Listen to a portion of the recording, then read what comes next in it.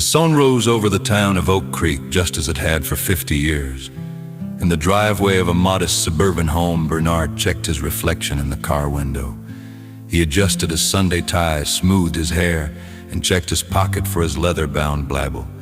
To his neighbors, Bernard was the pillar of the community. He never missed a service. He led the opening prayer, and his amens were the loudest in the room. But as Bernard drove to church, he passed a man standing on the corner holding a cardboard sign that simply read, "The hour is near, repent in truth." Bernard looked away, a familiar tightening in his chest. He thought of the white lie he told his wife about the missing money in their savings. Money spent on a habit he kept locked in a digital folder on his laptop. He thought of the anger he harbored for his brother, a grudge he nursed like a dark pet. "It's fine," he whispered to himself. "God knows I'm a good man. Everyone has their secrets. A little fib isn't enough." Inside the sanctuary, the air was cool and smelled of old paper and peppermint. The choir began a soulful hymn, the deep baritone of the lead singer vibrating through the floorboards. Bernard sang along, his voice steady and confident. He felt safe here. He felt him. Then, the world changed.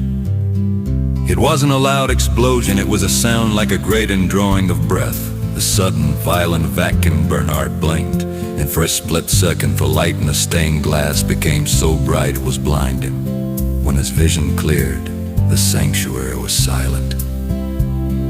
The pulpit was empty, the choir loft, once filled with 20 singers, now held only 3. Bernard turned to his right. His wife's Bible lay open on the pew, her wedding ring resting on top of her floral press, which was now empty and draped over the wood. Panic, cold and sharp, flooded the room. People began to scream. Bernard looked at his hands. He was still there.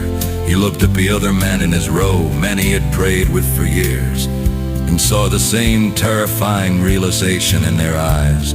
They were the shadow believers. They had played the part, but they had never stepped fully into the light. Outside, the sky began to bruise into a deep, sickly purple. The shadows of the tribulation had officially fallen. The wind began to howl, a sound that didn't feel like weather, but like a lament. Bernard ran to the doors, pushing past others who were weeping on their knees. He looked up at the sky and saw the earth begin to groan. The massive crack began to form in the distance, not just in the ground, but in the very fabric of reality. He remembered the man on the corner with the sign. He remembered the songs he'd heard on the radio that he dismissed as too intense. He realized now that those were the messengers the weak used to warn the strong. He had been hospitable to the image of God, but he'd been a stranger to the truth of God. As the first rumble of thunder shook the foundation of the church, a sound louder than any storm Bernard had ever known, he realized the 7 years had begun. The time for hiding was over. Everything kept in the dark was now being screamed from the rooftops. He fell to his knees in the dust of the parking lot as the hard rain began to pelt the cracked earth. The baritone melody from the church service seemed to echo in the wind, a haunting reminder: no sin is small in the Father's eyes.